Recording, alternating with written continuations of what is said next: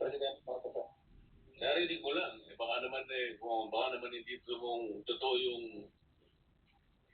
Kasi nandun ka ba nung i-deliver?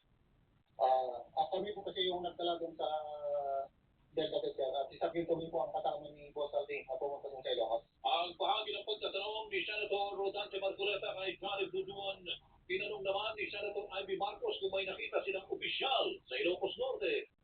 Si Kong Sandro, din na next po, si President din, si First Lady po yung tumating ng dinner po sila ni Kong Sandro. Ang tinig ng nagpakilalang dating sundalo na si Belnard Tube, bukod kina Pangulong Marcos at dating House Speaker Martin Romualdez, inatiran din naman ng mali-mali ang pera sina Senador Vicente Soto III at Senador Erwin Tulfo.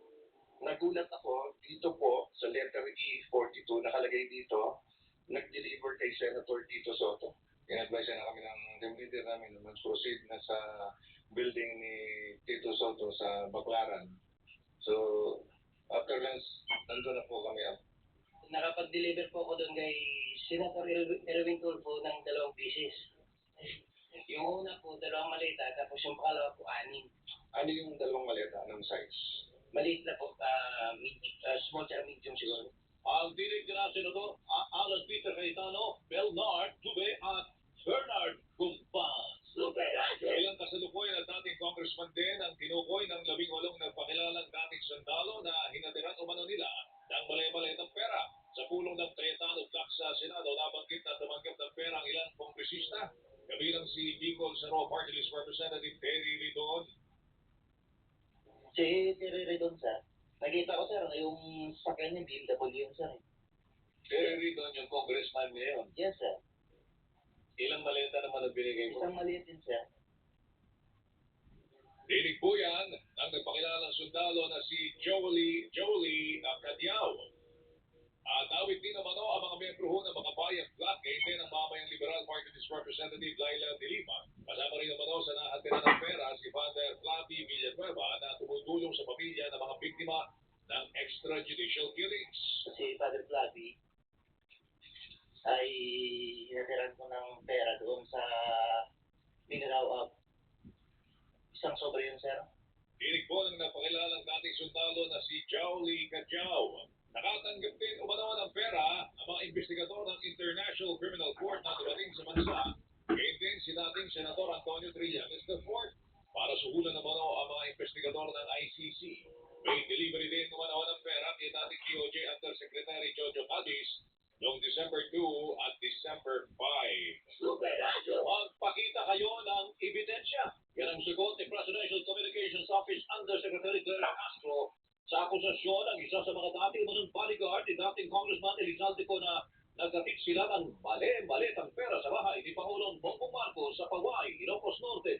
Igirit ni Castro, dapat patunayan ang mga nag-akusa ang kanilang paratang, maglabas sa mga dokumento at hindi puro salita lang. Pakita mo na nila yung ebidensya, madali kasi magturo.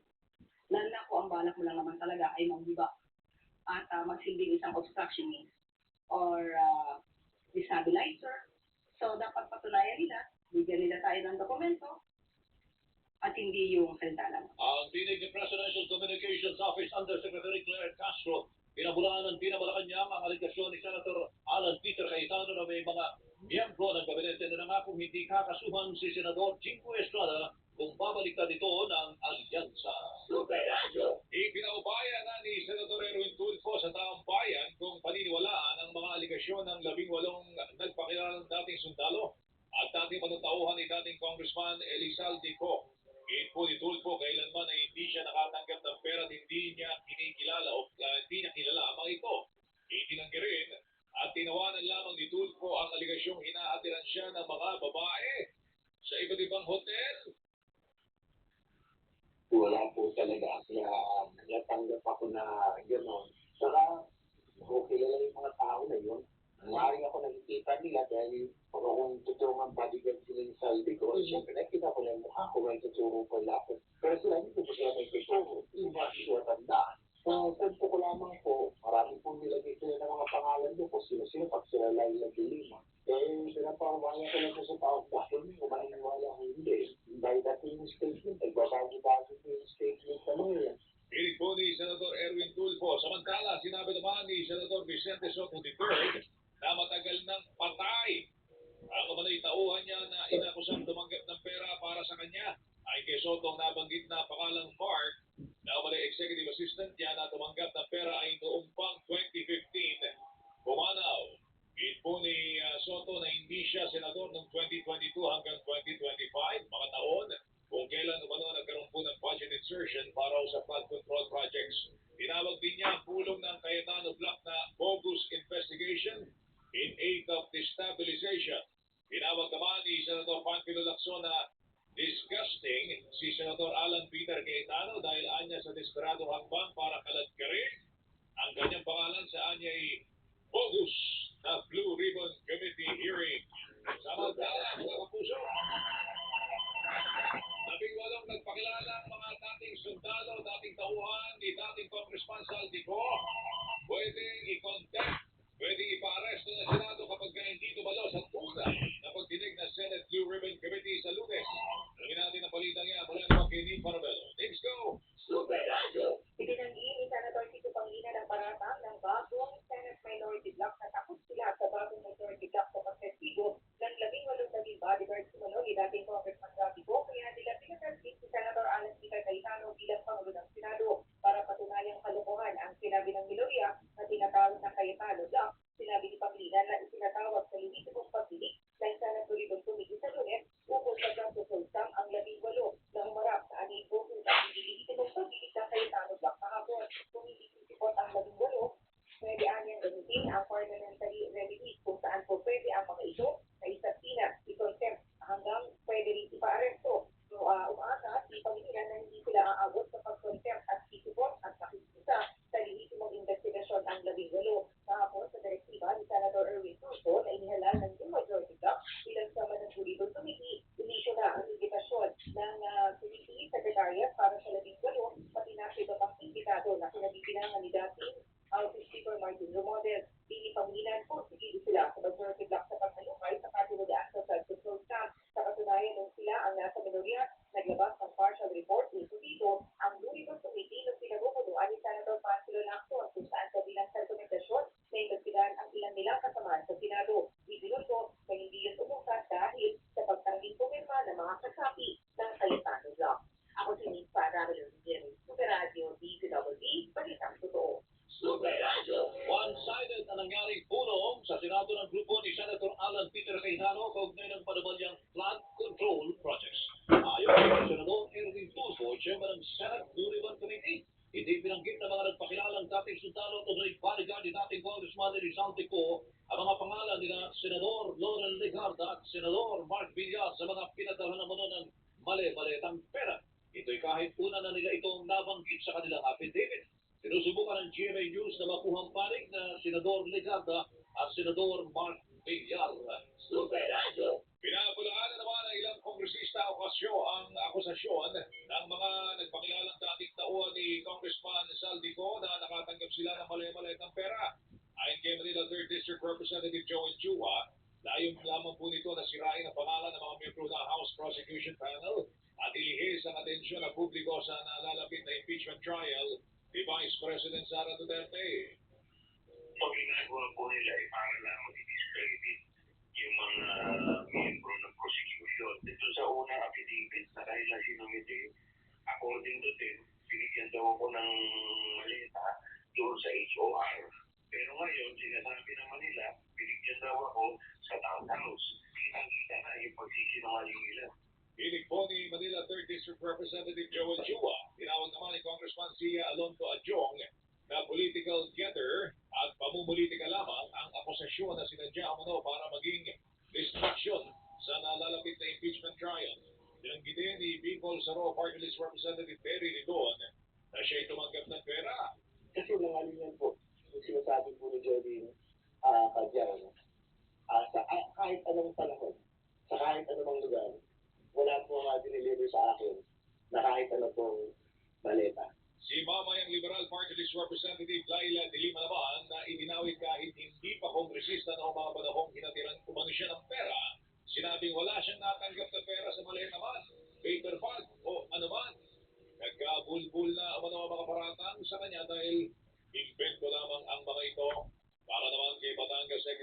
Representative Jeremy Luistro, layo na mga aligasyon na sirain ang kanyang kredibilidad.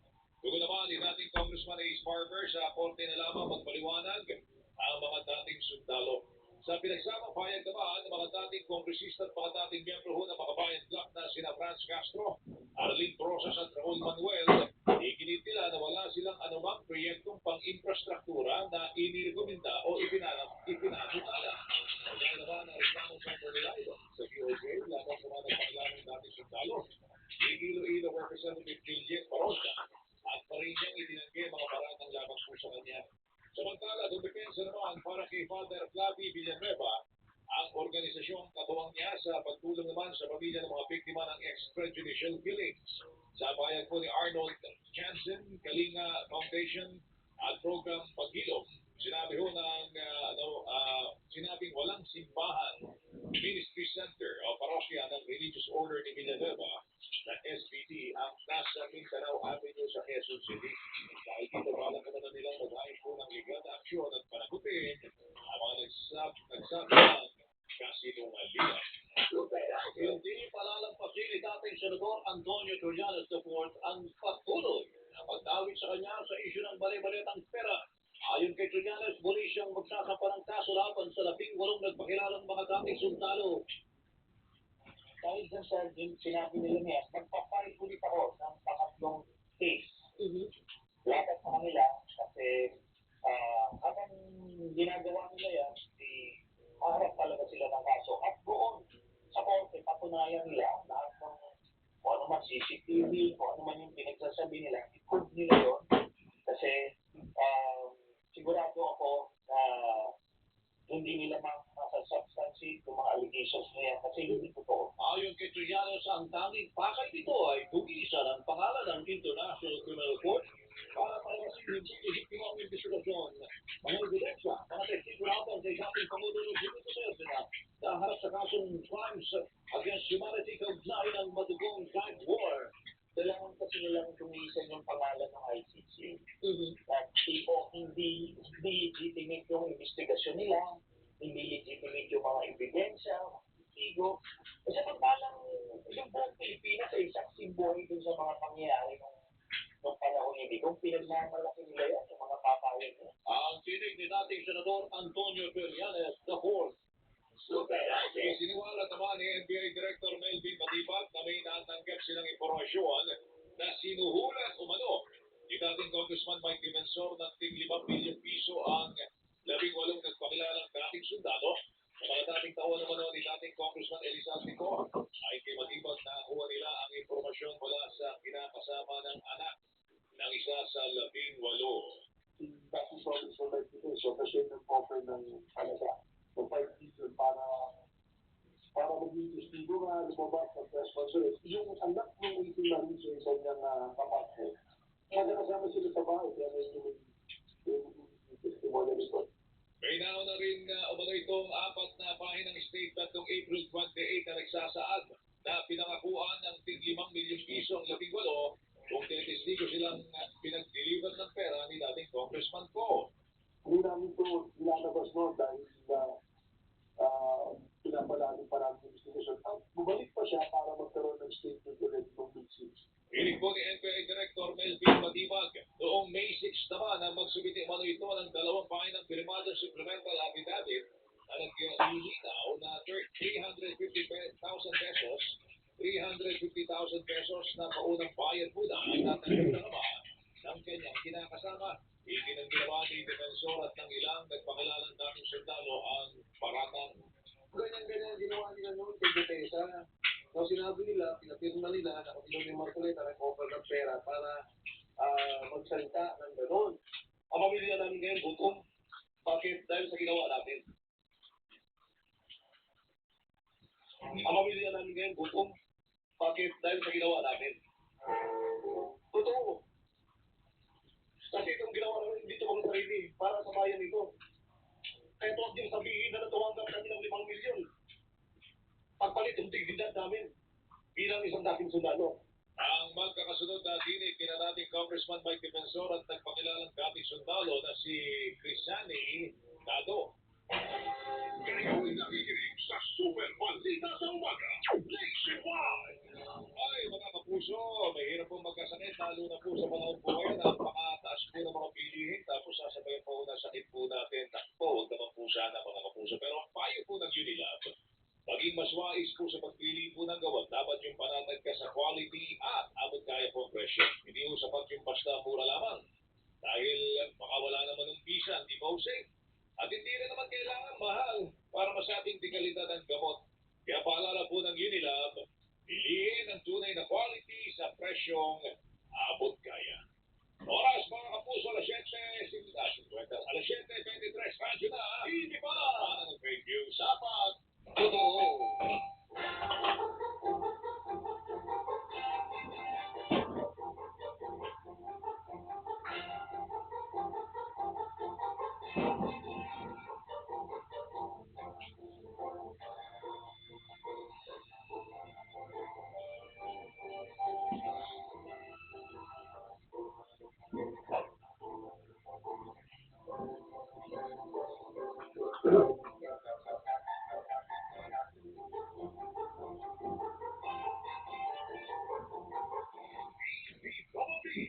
Balita, totoo.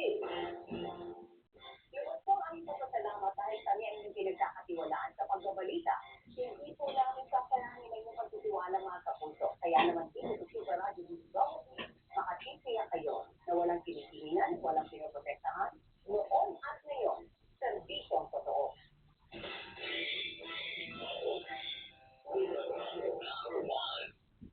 Hindi naman talaga kayo mga lalaki eh. Wala na kami sa paningin ninyo, nagbubura na rin kami sa utak nyo. Ano tapos ang problema natin? Pakasal tayo.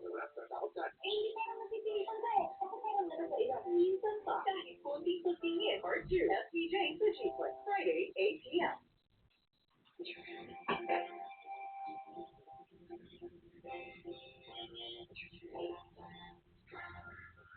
Mga kapuso, narito ang personal na bilihin base sa monitoring ng Department of Agriculture.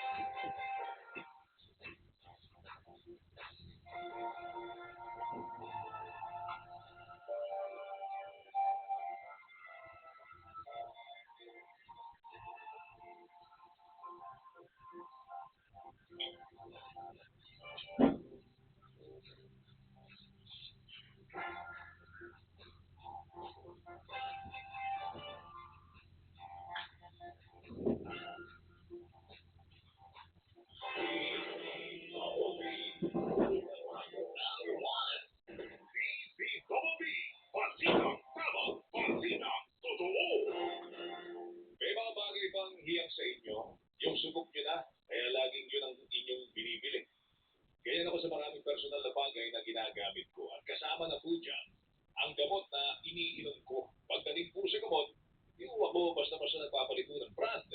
Dahil alam kong merong hiyang na ho sa akin. Nasa po ako doon na sububok po na iba na bukod doon sa aking nakasanayan. Pero hindi mo maganda nag-i-epekto sa akin eh. Mga kapuso. Kaya mula noon, right med lang talaga. Ilang taon na pong umiinom ako ng mga gamot po na right med at dito talaga gumagaan ang aking pakiramdam. Ngayon, ang laging nasa isip ko tuwing bibili ako ng gamot, kailangan yung hiyang sa akin. Kailangan yung right medicine. At para sa akin, right med yun. Abot kaya, di kalidad, at doctor prescribe pa. If symptoms persist, consult your doctor. Super Balita sa Umaga, Nationwide! Monitoring sa mga internet cafe, mas hihigpitan pa ng mga pulis sa lungsod ng Talisay dyan sa Cebu. Sabi natin ang balita mula kay Nico Sereno ng GMA Regional TV. Nico, pasok! Super Radio. Magpapatupad na ng curfew ang Talisay City Police para sa mga minor de edad na pumapasok sa mga internet cafe sa lungsod. Ayon si Police Lieutenant Colonel Bumubunos Tayo, ang hepe ng Talisay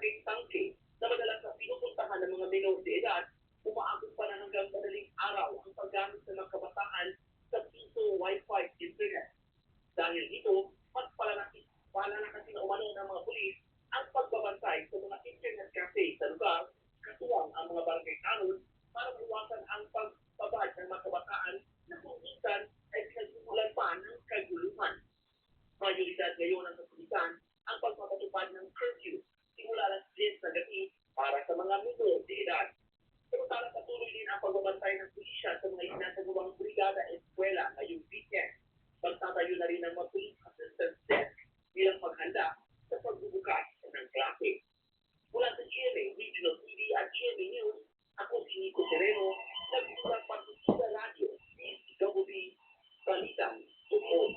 Mga magtutubo sa Negros Occidental, problemado sa insekto na kung tawagin ay peste ng tubo. Adrian Pretos, GMA Regional TV, Adrian. Super Radio. Yes, mga kapuso, good morning. May aga na mo problema ngayon. Ang mga magtutubo dito sa probinsya ng Negros Occidental dahil sa muling pananalasa ng RSSI, Red Stripe Stocktail Insect, o yung tinatawag na peste ng tubo. Hindi pa kasi sila nakakabawi mula sa pananalasa ng naturang peste sa kanilang matubuhan noong isang taon. So, official statement sa Federation of Sugar Producers Association o Federation of Sugar Producers Association nakataas na 24 sa LGU sa buong Negros Occidental ang apektado na ng peste kapag nanalasa ang Red Stripe Stocktail Insect. Natutuyo ang mga pananim at nasa 50% ng sugar content ng tubo ang nawawala. Katubad din ito ang dagdag gasto sa mga magtataka dahil sa pagbili ng insecticide sa pamatay sa mga peste. Dahil dito, humingi na sila ng tulong sa Department of Agriculture upang makabangon.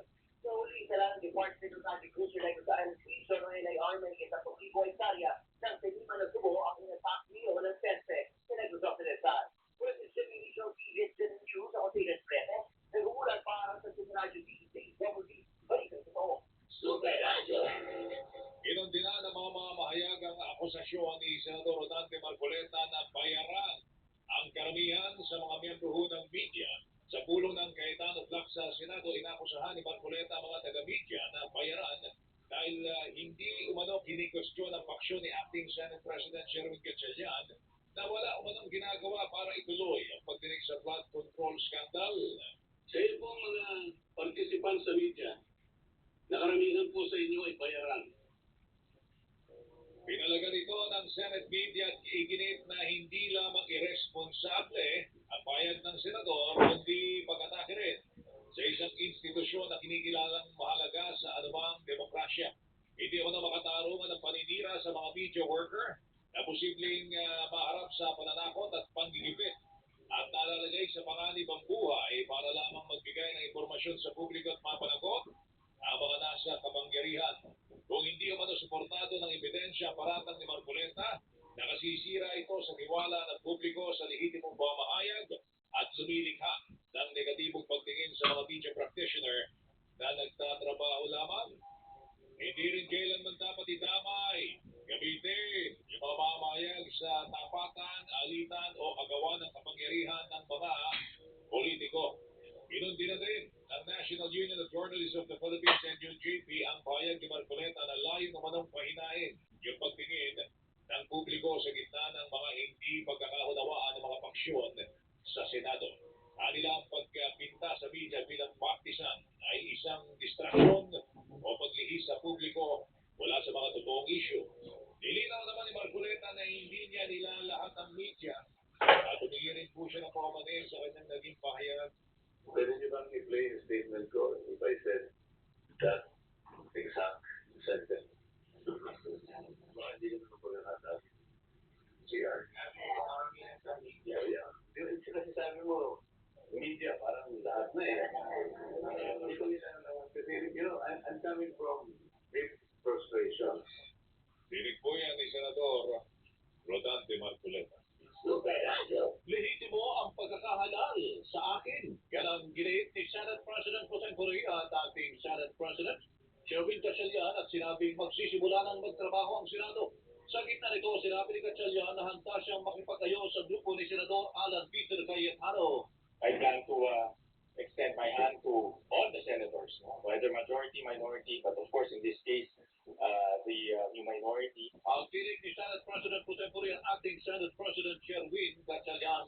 Nanindigan naman si Senador Alan Peter Cayetano na siya pa rin ang lehitimong Senate President at iginit na hindi siya kapit-tupo sa posisyon.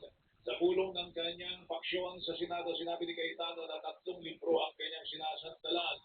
Ang Rules of the Senate, ang Saligang Batas at ang Biblia. Sino legitimately elected Senate President? Nasa but I have to assert my authority as Senate President. Now it's up to the employees ng Senate sa konsensya nila. Kasi alam mo naman niya kung nagsasabi ko to. So now it's between power and truth. Iginit pa ni Cayetano na peking Senate President ang sinusuportahan ng Malacanang sino ang susundin nyo? Yung peke na acting Senate President o yung sinasabi ng ating konstitusyon na Senate President? Idinagdag pa ng senador na panay ang pagpulong sa Malacanang ng 11 senador na kabilang po sa paksyon ni Gatchalian. Paniwala ni Cayetano, coordinated ang nangyari sa pagpapante ng lahat ng posisyon sa Senado noong isang araw. Etong 11 nag-meeting to with Malacanang. Etong kahapon na nangyari, coordinated yan. Hinig po ni Senador Alan Peter Cayetano. Pinag-aaralan ng grupo ni Acting Senate President at Senate President Contemporary Shelby Gatchalian ang pagsasagawa ng special session para aksyonan ang mga natin trabaho tulad ng 2 araw na hindi nagsesyon ng Senado. Ayon pa kay Gatchalian, siya na ang tatayong presiding officer ng impeachment court na nililitis kay Vice President Sara Duterte. Ayaw mo to decide. When will this happen, sir? I have to consult with the clerk of court kung ano yung mga procedures. But secondly, pagbukas kailangan mag-o. Ang pilit ni ating Senate President Shelby Gatchalian, samantala suportado ni Pangulong Bongbong Marcos ang sinutulong ng Senado na pagkakaroon ng special session. Ayon kay Presidential Communications Office Undersecretary Claire Castro, kailangan lang munang matanggap ng Pangulo ang formal na hiling ng Senado para makita kung may sapat na batayan bago pagsisyado at prumahan ang hiling na special session. Kasabay ito, sinabi ni Castro na nais ng Pangulo na matapos ang pagkasalo ng mga senador. Umayos kayo. Una-una yung internal problems ng Senado, dapat sila muna ang mag-sort out ito. Sila ang mag-settle ng anumang issues. Sila ang papaloobang ng Senado. Ang pilit ni Presidential Communications Office Undersecretary Claire Castro.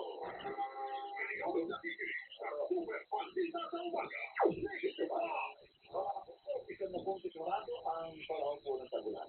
Yes, sabihin niya, makakaroon po tayo ng madalas na pagkulang na po yan at siyempre may mga bagyo na po dahil meron po tayong habagat mas madalas sa mga pagulan. Mga kapito, kaya kailangan po natin palakasin po natin ang ating immune system sa ganitong klase po na pagtraffic ng panahon na maulan.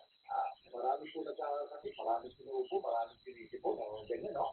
Ano po muna natin gagawin? Siyempre, yun. Palalakasin po natin ang ating immune system, mga kapuso. Paano po natin gagawin yan? Siyempre, matulog ng sapat, kumain ng tama, may nutrition, mga kapuso, mag-ejercicio. Siyempre, dapat meron tayong naasahan na food supplement na maasahan. Immunomax. Food supplement. Ang Immunomax ay gawa sa CN Glucan at Bulapa sa Switzerland. Available in capsule for adults. Ito po yan, yung mga malimit na mga paketing puti at saka tuloy. Palagi namin pinutulo yan kasi meron pang bata yan, baka magkabalik ng spam, ha? Kapsula po ang para sa adults, mga kapuso, na Immunomax food supplement. Ito yung kulay asul. Kapsula din po ito, pero 40 variant sa adults. Immunomax food supplement. Ito yung para sa mga bata. Yan, yung orange na pakete na yan. Kulay asul na mas matatangkad na mga pakete. Alam po dito ay botelya, laman ng botelya. Yan na po yung Syrup for Kids Immunomax supplement. Kulay asul. 40 variant ng Syrup for Kids Immunomax food supplement. Mula po sa aming studio, kahit asan pa kayo sa mga sandalito, mga kapuso, yan po ang magandang balita na tipusin nyo na Immunomax. Mahalagang paalala. Immunomax at Immunomax 40 hindi po gamot at hindi dapat gamitin panggamot sa anumang uri ng sakit. Oras! Alas 7:37. Kasi na, hindi pa ang ng fake news. Dapat, totoo. Iwas, totoo. Pinapaalala kung paano makaiwas at magiging pintas ng ating mga tahanan dapat sa sunod. Huwag na ibakas flammable liquid tulad ng gas at alcohol sa bahay. Ilayo sa mga bata ang mga posporo at lighter. Ilagay ang mga pagting kasila sa palandanan ng tubig. Maayos ang sirang appliances. Huwag mag-overload ng outlet at huwag gumamit ng sirang cord. Ilayo ang flammable liquid at ilang combustible material. Makalan, ubukin sa sasakan ng appliances kung hindi naman ginagamit. Siguruhin mo na hindi ko dapat ang kansela. Iwas communication. Pinapaalam mula sa Bureau of Fire Protection.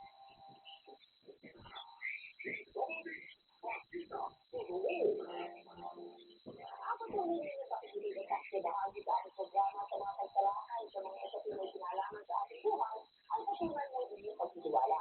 Patuloy natin pagdaluhan ang mas makabuluhan at kapakita kinakay ng mga usapin sa pamilya. Dahil dito, sukarasyo sa karubi, walang piniglingan, walang pinaprotektahan,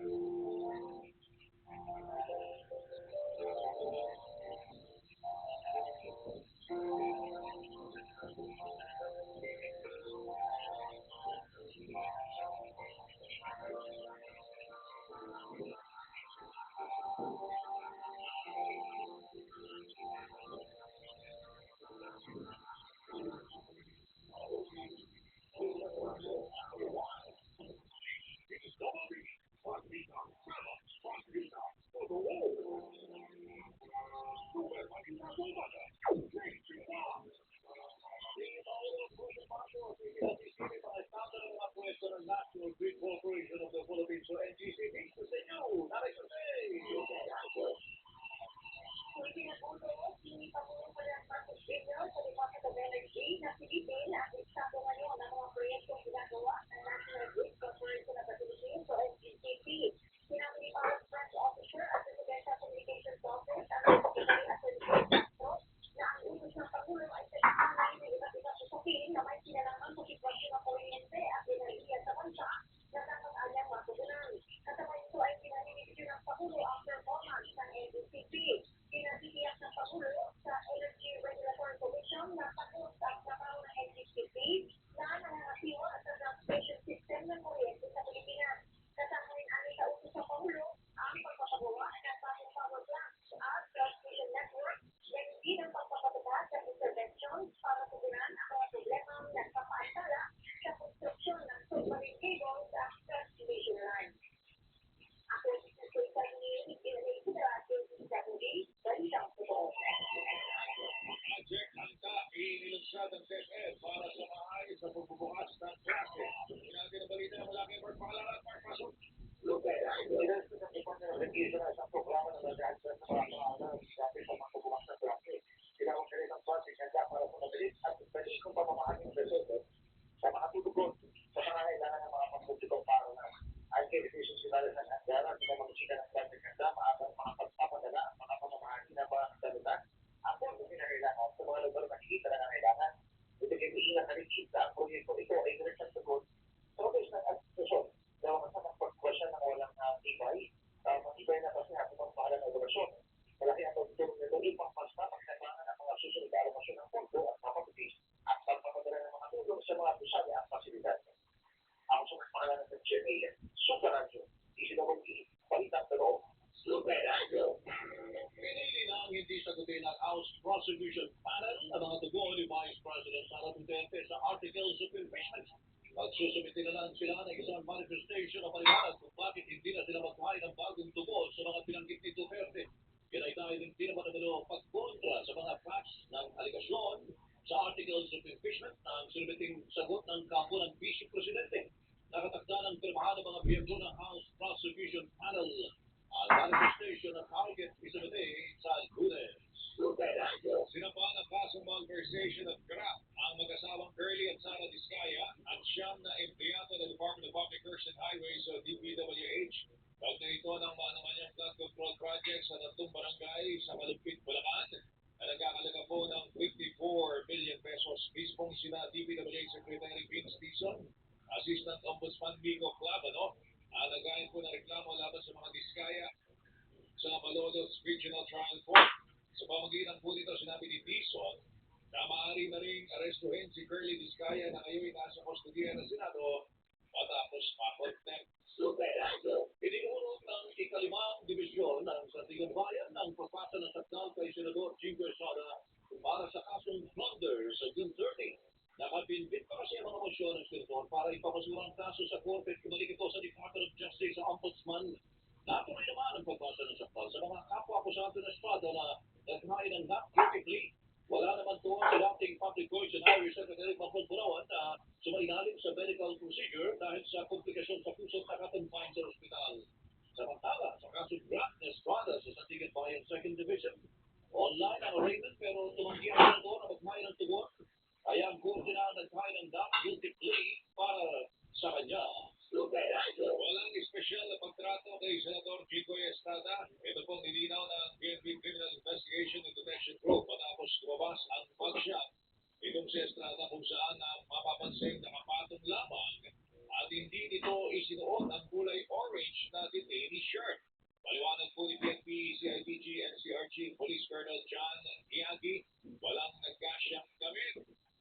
Kay Estrada, pinasukan naman nila ang extra large at double extra large na t-shirt kay Estrada pero hindi ito kasya kaya ipinatong na lamang po sa kanya ng punan ng mugshot.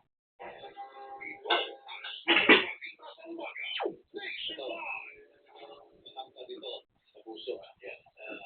Sa mga bata, kayong mga bata at kayong mga magulang, makinig kayo sa amin. Yan. Ito'y para sa kapakanan ng mga anak ninyo. Food supplement pag-uusapan natin para sa mga kids. At kayo, nasabi niya, sampung sa buhay ninyo, buti na lang ang tangkat ko. Yan po ngayon, ang hiling ng mga mami para sa kanilang mga kids. Yung lumaki ng talusok, maayos, patikinting, mga puso, di ba? Hirap ang buhay niyo, hirap din magkasakit. At yan pa lang, dapat aalagaan na natin sila sa mga food supplement na maayos.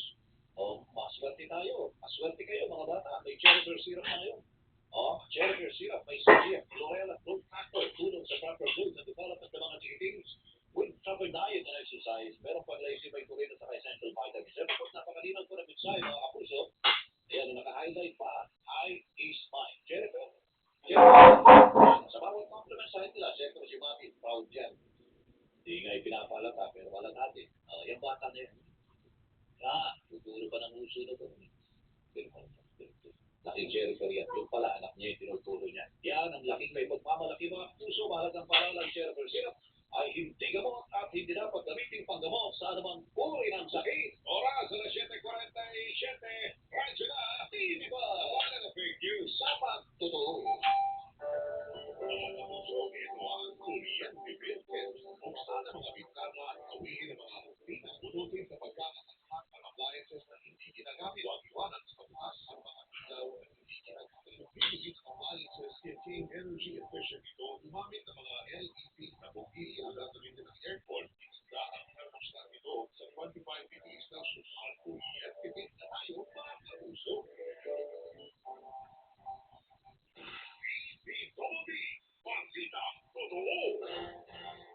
Naramdaman, grabe ang isis ng inyong suporta na iyong pagkailang number 1 sa Mega Manila. Superradio, PWD at number 1 AM station at Barangay LS 97.1 number 1 FM station. Maraming salamat sa mga kapuso. Mag-iisip ng go. Ano ba hindi kayo makapalayan sa sariling tahanan ng gano'n na lamang? Dahil kayo, wala po.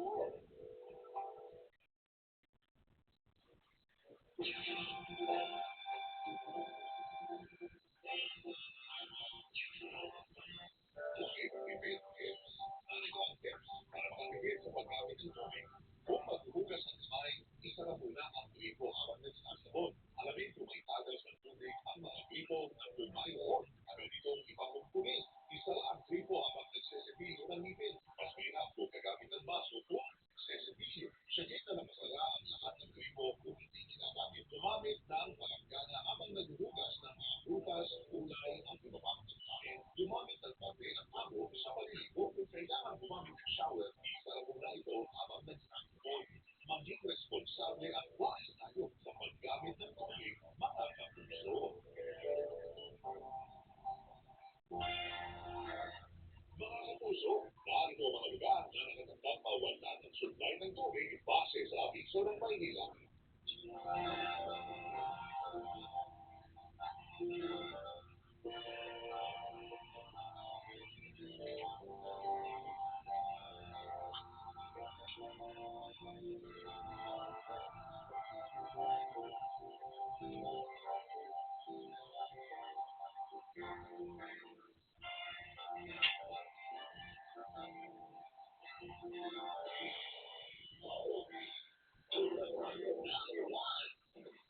PWB, Balsitang Tama, Balsitang Totoo.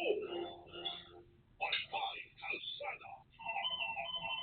Tanker na bumangga sa ilang concrete barrier dyan sa EDSA North Mall sa Quezon City, hindi pa rin po naiaalis. Pinati na balita yan mula naman kay Alan Gatus. Alan, pasok!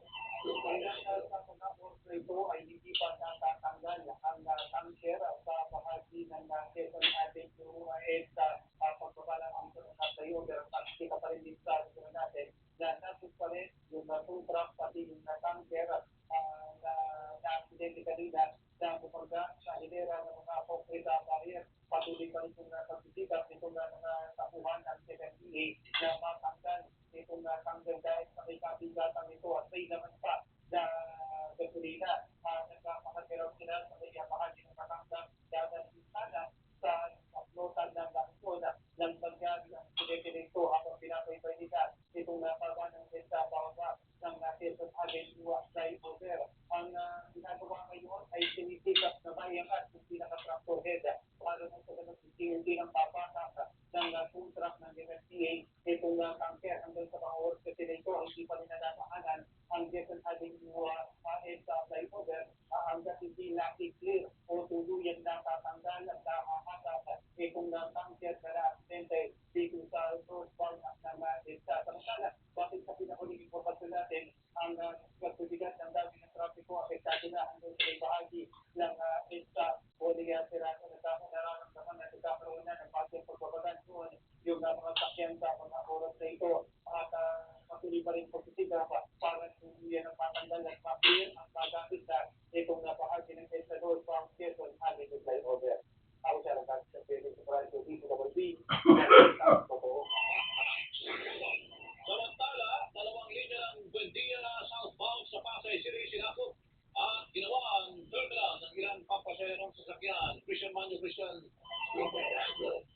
Para tumatay sa Davao ngayong Biyernes sa umaga, tayo ay napadaan sa bahagi ng Buendia southbound, Werner South Avenue sa Pasay City. Kumbaga ng dalawang linya ng nasabing kalsada ay sinukuha na ng ilang vehicle so hindi kabilang ng ilang bus, tricycle at ginawa ng terminal ng ilang sasakyan. Ito ang bottleneck na nagtutulot ng mabagal na dami ng taxi sa lugar. Samantala, lagay ng panahon, pakulimlim at kasalukuyan ng kanaranas sa pagsusubok ng malingan ng matatagong lakas ng ulan ng malaking bahagi ng Pasay City. Kabila ng Buendia, South Avenue, Boulevard, Papagal at ang EDSA.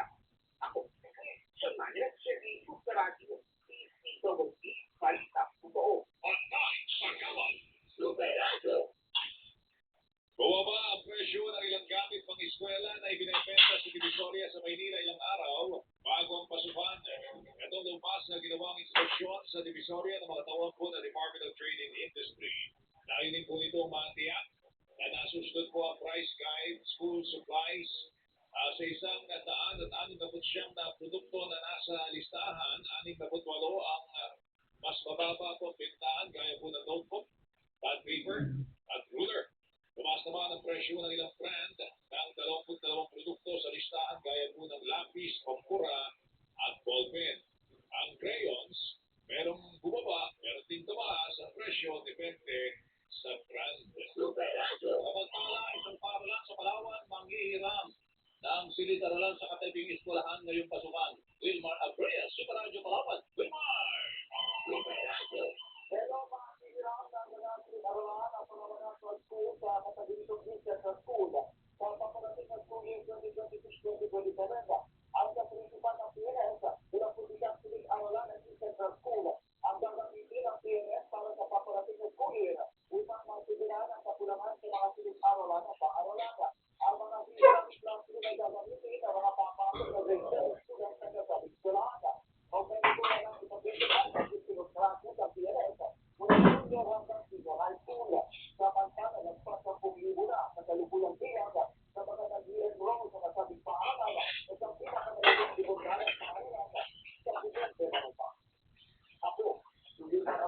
GMA Superado Palawan sa puhunan sa GMA Superado DPWC.